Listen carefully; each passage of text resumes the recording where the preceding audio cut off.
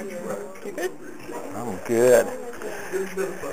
Oh, hi everybody. I'm Paul Welch. I'm a small animal exotic practitioner over just in Tulsa, and then things weren't, and been in practice for worked at Woodland Animal Hospital for a couple of years, and it's like say it's practice. You want to make your mistakes on somebody else's animals, and then you want to move into your own practice. It's one of those where went into practice supposedly being supposed to be the third partner, and then things worked out differently, which worked out great for us. I still work out great with those guys and everything like this, but moved into my own practice. Then about 5 years ago started a veterinary laboratory called DVM Labs in Tulsa. So things can get more complicated as you get older and stuff like this. But the main thing I want to kind of talk about today is, we all have missions. We have a tendency here, and, I remember, the missionaries over in Africa and all this kind of stuff. And then all of a sudden you start finding out when you're living life that we all have ones. We're, pardon me, I'm going to walk in front of everybody as I hit this. We're all ambassadors.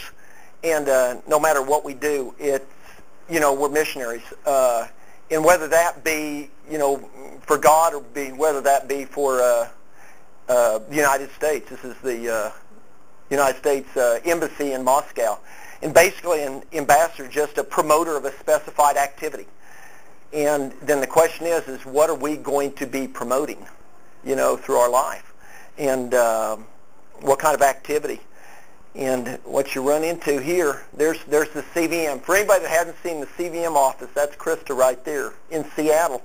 But we're all going to be basically, in Proverbs it says, all a man's ways seem innocent to him, but the motives are weighed by the Lord. Commit to the Lord whatever you do, and your plans will succeed. The Lord works out everything for his own ends. What this doesn't say is that you decide what you want to do, and then you pray about it, and God makes everything okay. It says, if you commit to the Lord whatever you do, and the first part there is commit. That means it's not about me. It's about God. If you commit your life to the Lord, then your plans are going to succeed, and the reason is because everything you do is going to be guided to Him. It's not guided to you. That means if you decide you want to go to Africa or you want to go to Mongolia and start a mission, it might not succeed. But if you keep striving to what God wants you to do, it will succeed because the Lord works out everything for His own ends. And like I say, in all our lives, things change. You don't, back in the Old Testament times, if you didn't know what to do, you'd have a Urim and a Thummim, which were basically, nobody knows quite what they were, but the priests had them on the breastplate, and they don't know whether they were 2 bars or 2 rocks or 2 coins, but basically the way it seemed to work, if you threw the 2 up, if they matched on one side it was yes, matched on the other side it was no. If it was one of the other, then God hadn't made a decision yet. And that's kind of the way things worked before the Holy Spirit hit us. Now probably we're better off to go to God with that, and we always hear about praying for things. Sarah spoke earlier about, my wife spoke in here before lunch, you kind of pray for guidance on, should I go someplace or should I do something? Should I accept a job? Should I not accept a job? What should I be doing? And you go to the Holy Spirit. Right now, welcome to 1981. That's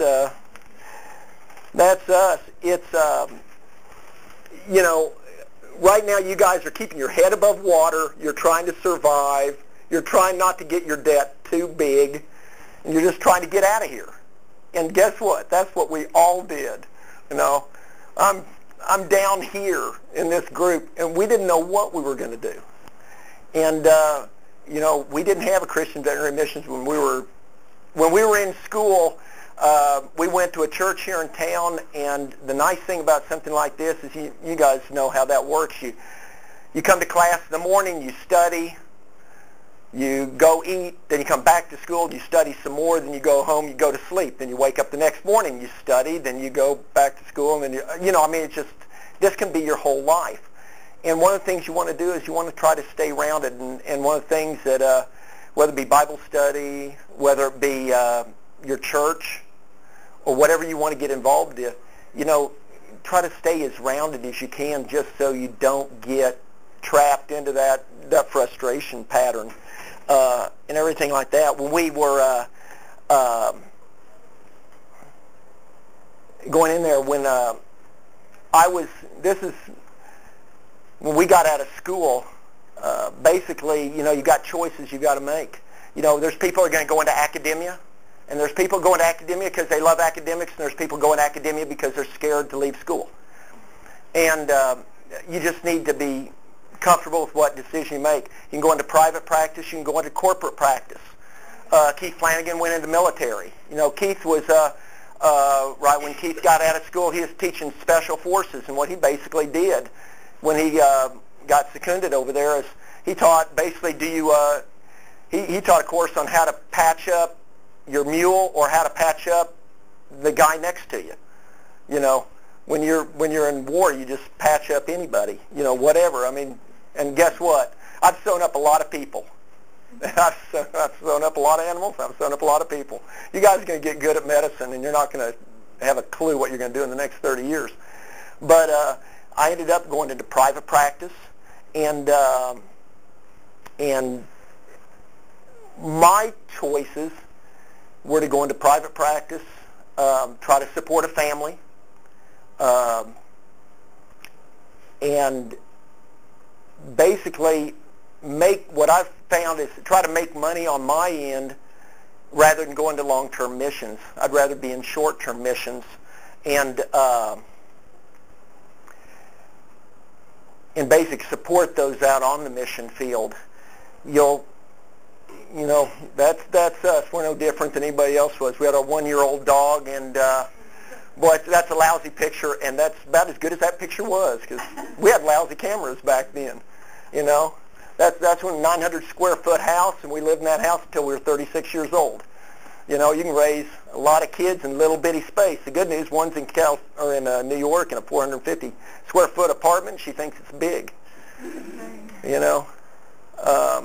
When we got out of school like that, we had no money. The ability to go travel. You get out of school, you're going to be the low man on the totem pole. You're going to be doing the emergencies. If you do emergencies, you're going to have the crummy days. You're going to have the crummy hours, generally. Why? Because that's kind of the way it works.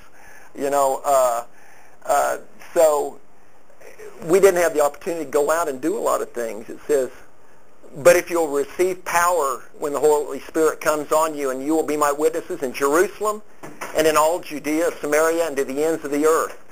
We have a tendency to kind of think about that ends of the earth, and we kind of forget about Jerusalem. What we found is when we got out of school, we couldn't leave Tulsa. When we were in Stillwater, we couldn't leave Stillwater. But you know what? There are a ton of mission opportunities right here. What I ended up doing is I really got involved in tutoring. I'd go on the north side of Tulsa, and on all my days off, on the afternoons, my days off, and these are kids that had most of these kids didn't have any dads, rarely went to school. Everybody, they had just bad environment. It was a mission environment. I was the roughhouse guy. I was the guy that all these little kids would gang up on. We'd swing them around. I was the one that get in trouble because I'm swinging them in the sanctuary, and we're roughhouse, and everybody's going, "You can't do that in here." I said, "Oh yeah, sure I can. Watch this." And you're swinging the kids, and because they didn't have daddies doing that, And there's a lot of things like that. Kirk Carpenter's built wheelchair ramps. There's a lot of things you can do. You guys, every group the other night spoke about what do you do in your community. But remember, missions isn't just going to Ethiopia. It's not just going to Mongolia. It's where we are. An instructor gave an example one time. He said, had a big, basically just a big bowl here, And he filled it up with rocks. And he asked everybody, he said, is the bowl full? And they said, yeah, the bowl's full now. And so he took some pebbles and he poured them in there. And they filled it up. And he said, now is the bowl full? And they said, yeah, I think it's full now. And then he took sand and he filled it up the rest away and said, now what do you think? And he said, well, now it's full. Now if you fill it up with sand first, there's no room for anything else. Your big rocks basically are going to be God. It's going to be your family. It's going to be those things that really are super important. Then you get into your pebbles. That's your relationships, your friends, things that are very, very important things. Then you start getting into sand. It's kind of that new car. It's the vacation, new pair of shoes, stuff that's kind of fun to have, but doesn't really make much when you look back on it. I remember watching a TV show a week or two ago, and they had a rock star on there, you know, and I know it was Keith Richards, one of these guys, and I mean, it's a rough looking guy, and you're sitting there going, I wonder if when you look back over your life, you're happy about it, you know, or was it just kind of squandered? So like I said, when we're looking at those, you want to kind of get your priorities right. You want to get your rocks in place, then we'll get our pebbles in place. Then we fill it up with the sand if you have room, you know, and it's a lot of fun doing that. If any of y'all have ever heard of, there's a Broadway play called Mame. And Mame's quote I love is, you know, life's a banquet, and most poor suckers out there are starving to death. Okay? This is my first time I ate horse. Welcome to Mongolia. This is a Cossack meal. You know, this was a feast. This was breakfast. We had candy and stuffed horse intestine. And you get a lot of opportunities out there. But life is a feast. There are so many things out there to do that are fun, and you just don't want to waste them. You know, and as we get out into the mission field, you know, realize something. Said, we're veterinarians. We're trained in veterinary medicine, but that's not who we are. Okay? That's one of the things we do when we're out there. For one of the first mission trips I went on, you know, we went out to build a church, and we were going to, you know, we're going to do guy stuff. We're going to go build a church. We call these bull trips in missions. Why is it a bull trip? Because guys have to have something to do. We're going to paint a building. We're going to build a church. You know, we got to do something. Otherwise, why in the world would we go? They need something done. You know what? You got to castrate a horse. You've got to deworm cattle. Guess what? I went to do this, and that's what I ended up doing. I was a mime. I hate mimes. Those are my two daughters there next to us. The first mission trip we ever went on, I think, was in '95, and I had two daughters in Spanish immersion, so they were fluent in Spanish starting in kindergarten. They're in 4th and 5th grade here, and there's an opportunity. Our church started doing mission work. You know, like I say, for the first 10 years, you did stuff around Tulsa, and then all of a sudden we found in our church the way that you build a church on the inside is by not looking in, but it's looking out. If your life will keep looking out to other people instead of into yourself, everything gets better. Because all of a sudden it's not about you anymore. It's about something bigger than you. But my girls were fluent in Spanish. They were going to Costa Rica. I honestly was scared to death to go south into Mexico. I heard, you know, you go across the border, in vet school, welcome to my world, you know, the only time I'd been over Mexico was in Juarez, and you went over, got drunk, and came back over the border. And, you know, I'm just glad we didn't die. You know, one of those experiences that aren't good, but it makes you who you are today. But I just knew that everything bad was going to happen, and Pastor said, no, everything will be fine. So I decided you face your fears and you go someplace that you don't know anything about. Went with the two girls and got over there, and within the first 2 minutes, they'd met all the other kids in town. They were off and they were gone. You know, mission pastor didn't want to take kids, and from then on, it was like kids are going on every single mission trip because they are magnets.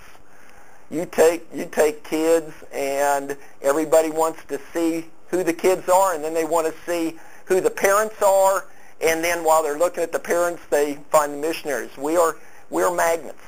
Okay, we're the excuse for the people in that area to come see what's going on. And this is the reason. This is Disney and his family. It's not about building the church. It is relationships. I'm not going to fix the cow, but if the cow dies, the family starves. If the family starves, the kids starve, bad things happen. So what you're doing, this is all about relationships. And, you know, and everywhere we go, it runs into that. This is when going into Africa, went to work on poultry, and took a bunch of dewormer so that we could go ahead and, you know, deworm some of the missionary stock and stuff. And we're going to go do that. This is with the church. Now, this isn't a veterinary mission. This is just because I'm a veterinarian.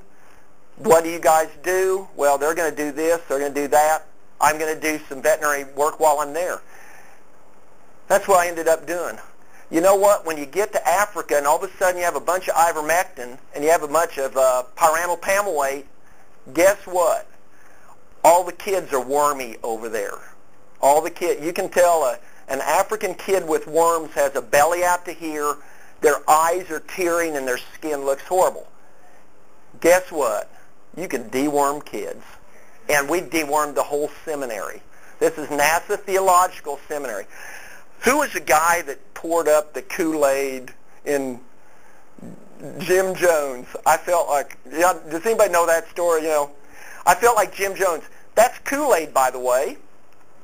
What we did there is ivermectin for human is not allowed in the United States, but World Health Organization, it'll deworm anybody anywhere in the rest of the world, 200 micrograms per kilogram. That's 1 cc per 110 pounds. And for kids, pyramidal pamoate's what you use for pinworms, where it's great for hooks and rounds in children. And up to that time, what they do in Africa is the older vets here will know what Task is. Task was an old dewormer. Used to make a dog so sick that they'd purge whatever parasites were in them. Well, what they have now in Africa and most of these places, because it's so cheap, it's about 2 cents a pill, is they've got a dewormer, but it's so violent that you're literally sick for 48 hours after getting the stuff.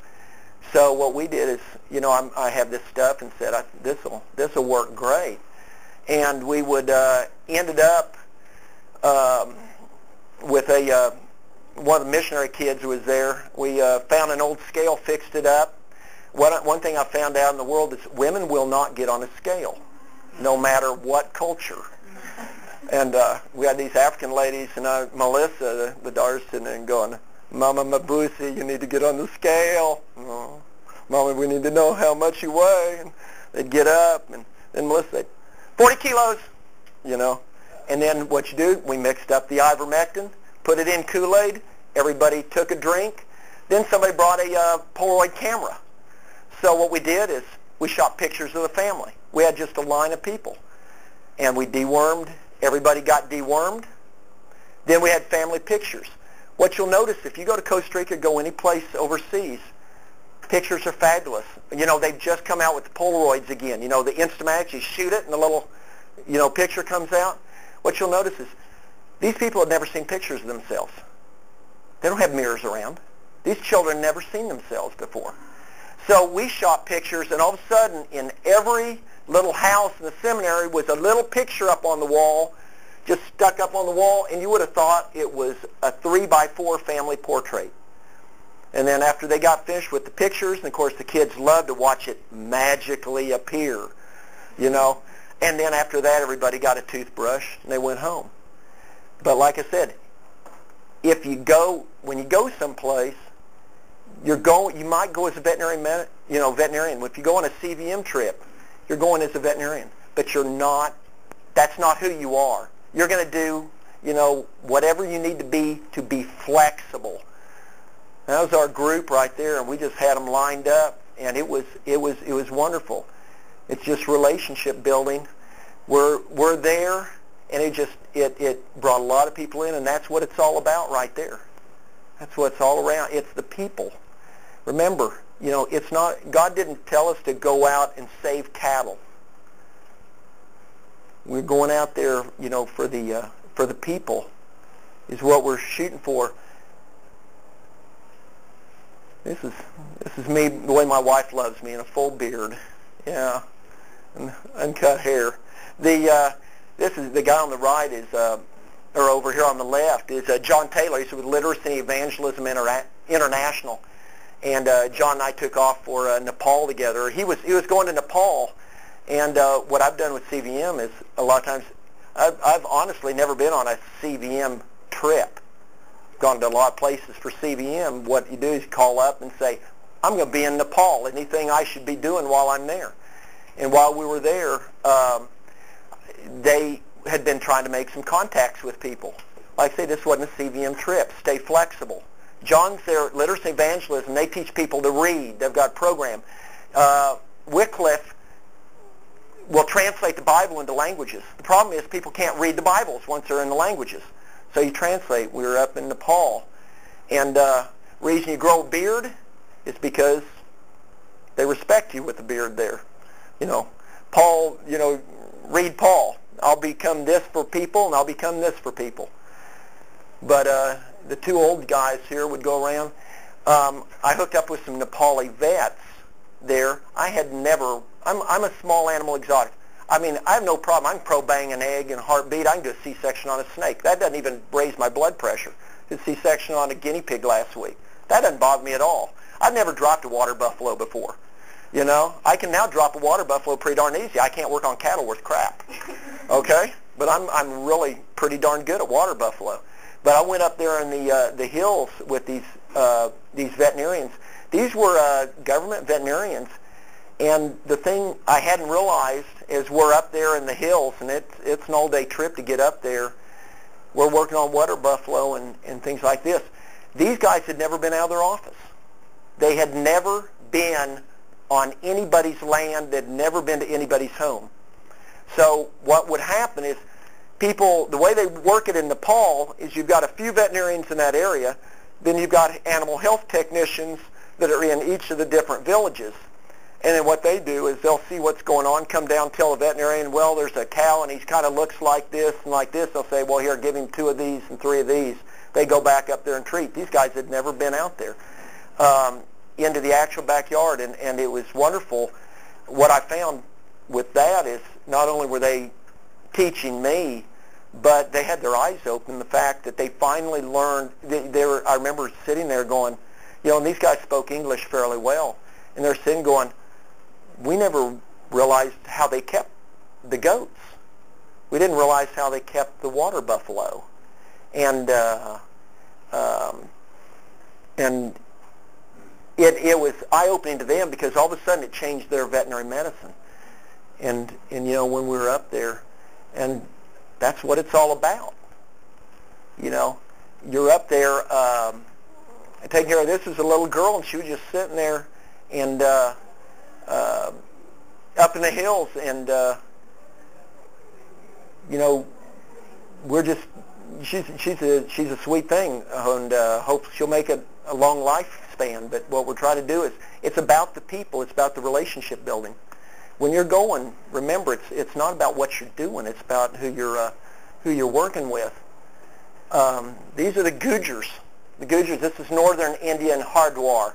The claim to fame for Hardwar is that's where the Beatles went when they were in their their guru part of their life. Later on where they're trying to find enlightenment, and George is learning to play the sitar and everything like this. And these are the Gujars. They're called the water buffalo Gujars. They're Muslims, they're folk Muslims. They don't pray 5 times a day. They don't. Women don't cover their head, anything like this. They're the despised of the despised. The Muslims hate them because they don't follow Muslim culture. The Hindus hate them because they're Muslim. They're just they live basically up in the mountains in the summertime and down in the river bed in the wintertime. And water buffaloes are 100% what they do. They eat, their meals are basically what we'd call a tortilla. It's basically flour and water. They put water buffalo butter on top of it and chai, which is tea with milk in it. And that is 100% of the diet. So it's a tortilla with butter on it and tea. That is 100% of the diet. That's what the kids are all raised on. That's the only thing they eat. They eat no vegetables at all, no fruit at all. But the thing I didn't realize is when we're sitting there, Sohan Singh is a missionary that's up in that area, and Sohan is a receiver. If you go to India with CBM, you will meet with Sohan, because that's where they go, is up here where we are. And, visit with all these people. That's just drawing up medication. We're doing, basically, they have a big problem with liver flukes up there. So we're basically deworming a lot of these. And it is, like they said, you got to be a little careful as we go up there. You don't want to be the great white hope. Everybody, once they've gotten kind of used to, what are you going to give me? Well, what do we do as veterinarians in the United States? Well, we know what dewormer are you guys going to grab if you need to grab a dewormer? Tell me what you're going to grab and deworm something with. Ivermectin. Darn right. Ivermectin costs $1 a dose. Okay? I can get the local dewormer for 4 cents a dose. So what do? They do the same thing you and I do. They'll go ahead and will deworm. CVM vets will go ahead and buy a bunch of ivermectin, and then you'll go ahead and leave it 3 or 4 bottles with them so they can deworm later on, a second time. Well, what do? The same thing any good father would do. They take it down to the feed store, they swap it out for the cheap stuff, and they pocket the rest of the money, and that's what they feed their family with. Not that that's bad. That's something you need to know. That is a cultural thing. You just have to be aware of that. When you're someplace, you're gonna follow the rules they follow. We just, one of the lectures, how do you make cement when you're in Costa Rica? It's a pile of cement and sand in the middle. Everybody has a shovel. There's 6 people around, and you go around, and it's making pizza dough. You turn, you move. You turn, you move. You turn. Everybody goes around the circle. Eventually, it's mixed up, and that's how you do it. You could get a cement mixer. They don't do it that way there. It's expensive. We could get a cement mixer. We could buy one. I mean, for $50 we could have, paid to have it done. But if we're going to do that, we don't build the relationships. And what's the point of being there? I asked a missionary one time that became very close to. In fact, we're getting ready to go to Africa in 2 weeks and visit that whole family, but on another trip here. But I asked him, I said, is it worth us spending this many thousands of dollars and coming to see you? And he told me, he said, if you're coming to see us, to support us, because they're out in the middle of nowhere. Missionaries out in the field feel pretty much, they get pretty lonely out there. The first year you're on a honeymoon. You feel like everybody thinks you're special. After about a year, you're just another guy down the street. And you're sitting there going, I could be watching TV and I could be eating tortillas, at Taco Bueno, and instead I'm sitting here eating rice and beans and nobody even appreciates what I'm doing. So when you go, we're supporting those guys. He said, if you're here to support us and to build us up and to help us in what we're doing, we want you to be here. If you're just coming for a See the Monkeys trip, we just soon you just send the money. A See the Monkeys trip is where we go up there and we work with people, and then we come home and pat ourselves on the back and say, we sure are nice people because we went up there as Americans and we made them better. And that's not the way it works. We go up, I promise you, you're going to get more out of going up there than you're ever going to take. It's the relationship building up there. You know, when I was there, Sohan asked me here with the Gujars, said, would you like to have tea with these people and have something to eat? And I said, sure, let's do it. And he just looked at me. And he said, you're the first person that's ever been willing to eat with these people. And I was just going, I don't understand that. And he said, most people think they're too dirty and they're afraid they're going to catch something if you go in there. And I promise you, when you go on a mission trip, script yourself some Cipro, stick it in your DOP kit. It's always good to have Cipro. It's a wonderful drug. You know, I've been a lot of places where you say a little prayer and then you drink it. You know, and you're going, oh, God, I've never had, and yeah, Giardia really is as bad as they say it is. It's a horrible thing, you know, but you just take it. But, you know, I went in the house, and this lady is so proud. She's showing me her kitchen here. I told Sohan, I said, my hobby's cooking, and I'd love to know how she does this. And she's sitting there, and she's just so proud of her kitchen. For anybody that goes on a mission trip, when they put something in front of you, eat it. And smile. And, I mean, you know, you don't have to speak the language. If you look at a lady and go like this and that was like this, she knows what you mean. She knows she likes your cooking, and you are in with that family because everybody, you know, if I go to any of your houses and you guys cook for me and I say, I have never had something that tastes this great, you guys like me, you know? You're sitting going, oh, that wasn't anything big, but wow, that's really nice. You appreciate it. My husband never says that, you know? But she's sitting there showing me, you know, the cooking and what it is, and this is breakfast, lunch, and dinner. That and tea. And then what we started doing is I always stick a camera in. And I always take pictures of the kids. And then you show the pictures, the kids' pictures themselves.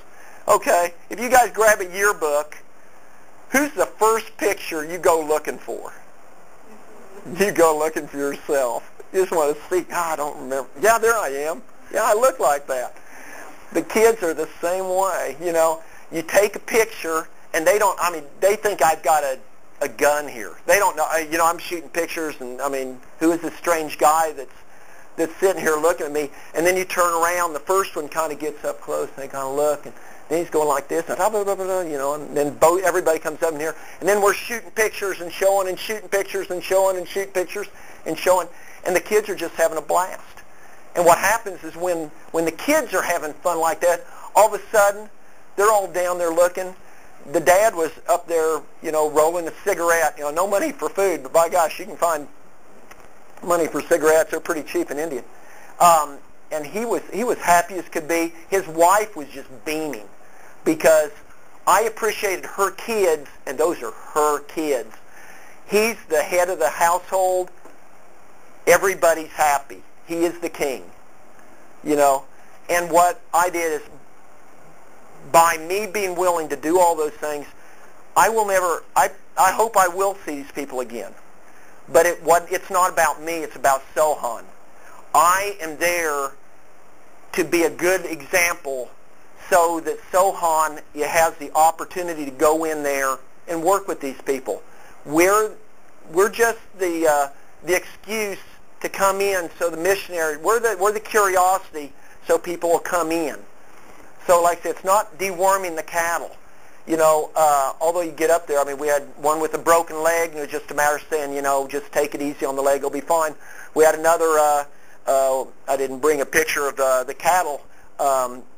They were smoking. There was a bunch of fire over there, and a bunch of rocks in there, and I said, what are they doing now? I said, well, the cattle are scratching their heads, and we all know what that means. That means they have worms in their brain, right? Okay. Well, what do we do with worms in the brain? We heat rocks up, put them on their head, and we burn the worms out. Okay. So, you got to love that. That's saying when I graduated, everybody knows you cut the end of the tail of a dog off because the worms would leak out. That, I had dogs brought into me that were, crude oil and sulfur to get rid of mange. Well, they did that. Well, you just go over there, the cattle say, we call these lice, and then run down there and get medication, say just smear a little of this on the side of the face. But these are people that are doing the best they can. They have no money. You get to Mongolia, your primary medicine there is vodka. The vets, you have to do something. They have no money, and they get nothing from the people. When they make a farm call in Mongolia, they do two things primarily. You're either going to drench a horse with vodka, or you're going to bleed him. You're going to take a razor. They call it acupuncture. It's not acupuncture there. You take a knife, you cut a tendon, or you slice him, and you let the bad blood out. And the reason is because if you're going to collect money from these people, you have to do something. And if you don't have drugs, you have to make something up.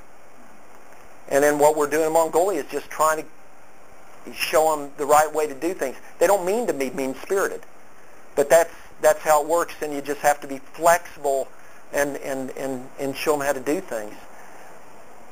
That's why I'm there. That's what the Gujars are. That was the youngest child they had. And that kid, Sohan's worked with them trying to get them to eat vegetables and things like this so they don't all die young. Like I said, they can't sell.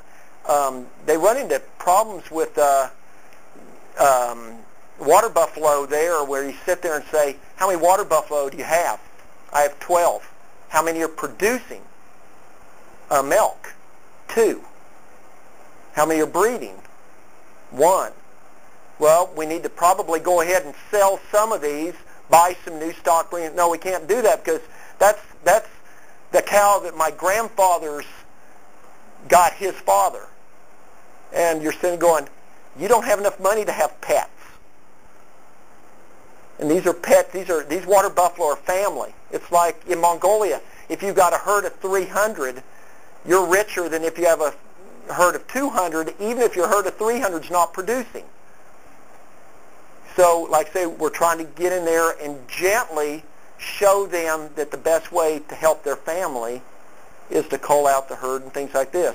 The first thing that popped in my mind in Mongolia is, where they're sitting there and, I'm going to take you get all the white sheep, and I get all the ones with black dots and stuff like this. What we're doing, who did that, Sarah? I just blanked out. Jacob? Oh, separated yeah, the sheep, yeah. Was it Jacob? Yeah, I'm not good at that. My hobby is apologetics. I'll discuss evolution with anybody in this room. I have no problem with that. My wife's the Bible person. But it is, you sit there and realize that there's wisdom in being able to do the husbandry. And like I said, it's not necessarily veterinary medicine. This is Mongolia. This is the only place I've ever gone that actually works small animal medicine. If anybody loves to do it, VetNet is Veterinary Education and Teaching Network there. And that's Mary Ballinger and Richard Ballinger there now. Quite a few people have been there. They've got small animal, they've got large animal. I am not a horse vet, but when I was up there, they were doing some trying to teach eye surgeries on horses. And what you can do in Mongolia is it's easy to get horse heads there because they actually butcher them. It'd be like us getting cow legs here. It's easy to get. You know what? As a small animal vet, anybody in this room, Mongolian horses are the size of really big Great Danes. An eye's an eye. You guys can do it. We have more education than they do and everything. But in the small animal, this is the men's Bible study of VetNet. It's the relationship building that you're doing over there. It's not the animals.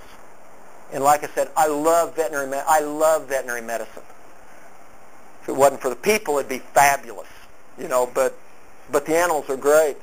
The This is a church that was started out there, and this is one of our team. Well, there are just three of us in there, but this is a new church that was started up, and we went out there initially. Then went out there to take care of the animals. In Mongolia, there's 3 million people. There's 35 million animals. Therefore, veterinarians are very well respected there. The veterinarians they're the governors. They're the councilmen. They're the important people. Therefore, what do you do if you're in Mongolia and you're in VetNet? You work with the veterinarians, because as go the veterinarian, go the area. So if a veterinarian comes to the Lord, the veterinarian is one of the bigger people in town. Therefore, it's easier to get other people to come, and that's one of the beauties of being over there. Like I said, you're going to find, if you go places, there's certain places that you click with. I like Costa Rica. I like Africa. I love Mongolia. I love India. I could go in a heartbeat. If you'd give me a plane ticket now, I'd leave tomorrow. Nepal I love. Indonesia, I can take it or leave it. So the bottom line is, some people sit there and say, if there's places you love to go those places. Ethiopia, I'll fly over Ethiopia. I don't have any big thrill to go there, but if I find somebody that invites me, go. This is one of those things. God said, some people sit there saying, well, when I'm called, I'll go. No, you're supposed to make up your mind and do it. My philosophy has always been, I'm going to go this direction. If somebody's going to stop me, go ahead.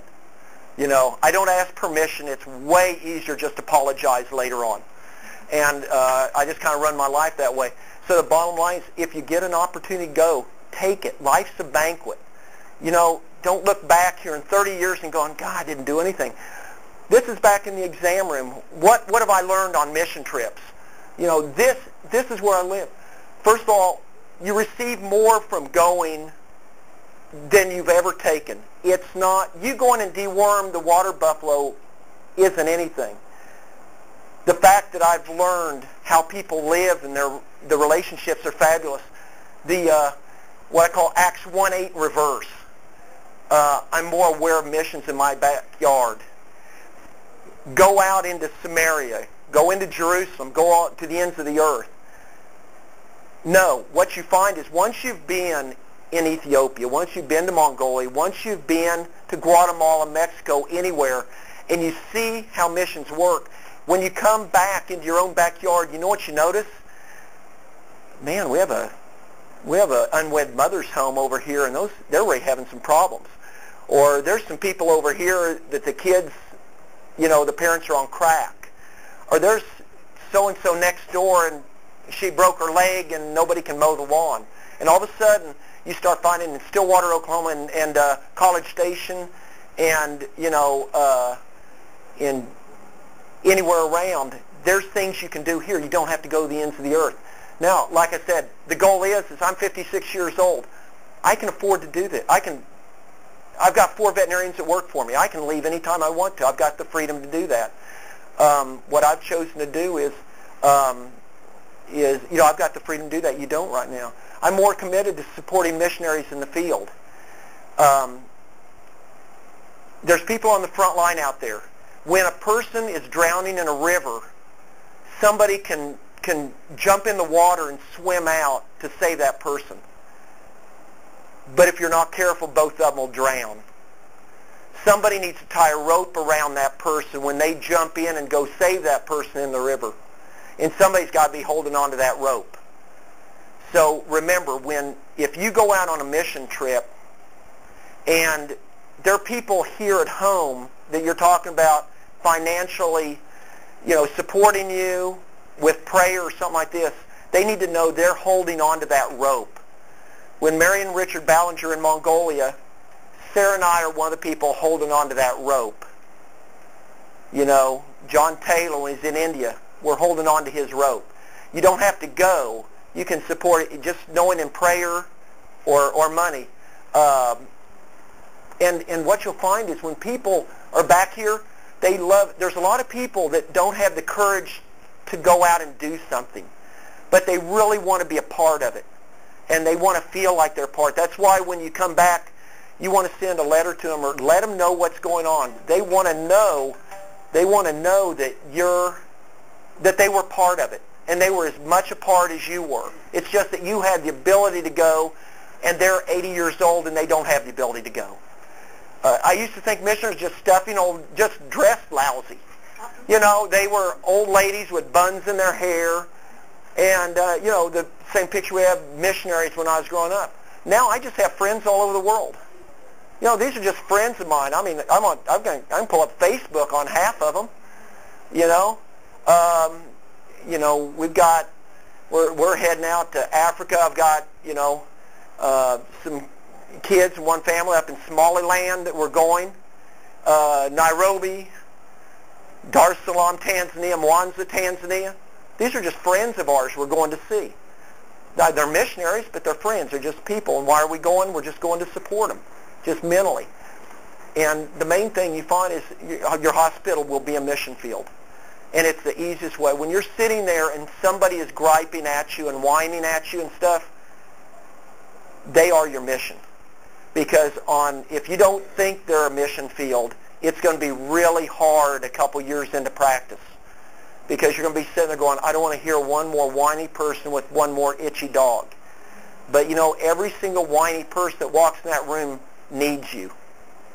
And what I always try to make it well known, when I'm on a mission trip, I always let people know I'm on my way or I'm just back or that I'm gone. And the only thing that does is the next question is, well, where did you go and how come? Well, I went with Christian Veterinary Missions and I was working on some animals in Africa. Oh, really? That tells them two things. One, that tells them I'm a Christian. And you'll be surprised how many people really love that.